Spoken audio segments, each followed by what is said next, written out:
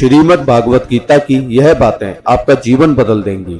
श्री कृष्ण कहते हैं, मनुष्य के गलत विचार उसे कुछ गलत संगति में ले जाते हैं, और यदि मनुष्य को अपने जीवन में सत्संग मिलता है तो समझिए ईश्वर की कृपा उस पर बनी रहती है, क्योंकि मनुष्य को सत्संग ईश्वर की कृपा से ही मिलता है। किसी चीज का त्याग करने में स्थायी आनंद आता है, और जब किसी चीज का भोग करते हैं तो क्षणिक सुख की प्राप्ति होती है। भागवत गीता में श्री कृष्ण कहते हैं, इस संसार में मनुष्य का ईश्वर के अलावा कोई नहीं है। मनुष्य को अपने हृदय को बार बार यह समझाना चाहिए कि इस संसार में मनुष्य का यदि कोई साथ देगा तो वह है ईश्वर। भगवान श्री कृष्ण कहते हैं कि यदि पति और पत्नी का रिश्ता पवित्र होता है तो भगवान पुत्र के रूप में उनके घर आने की इच्छा रखते हैं। मनुष्य का मन, बुद्धि मनुष्य को बार बार धोखा देते हैं, इसलिए मनुष्य को अपने मन और बुद्धि पर ज्यादा विश्वास नहीं करना चाहिए।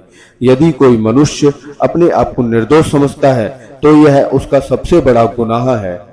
भगवान श्री कृष्ण कहते हैं, जो जवानी में ज्यादा पाप करता है उसे बुढ़ापे में नींद नहीं आती, उसे अपने पापों का पश्चाताप करना पड़ता। जो मनुष्य गाय रखकर उसकी सेवा करते हैं, भगवान हमेशा उससे खुश रहते हैं। उस व्यक्ति को जीवन में कोई दुख नहीं आने देते, हमेशा उसे सुख की प्राप्ति होती है। भगवान श्री कृष्ण कहते हैं, जो व्यक्ति ज्ञान प्राप्त करने की इच्छा रखता है या उसके लिए बहुत मेहनत करता है तो अपने जीवन में अच्छा गुरु जरूर मिलता है। कोई लालची व्यक्ति भी पाप का भागीदार ही माना जाता है।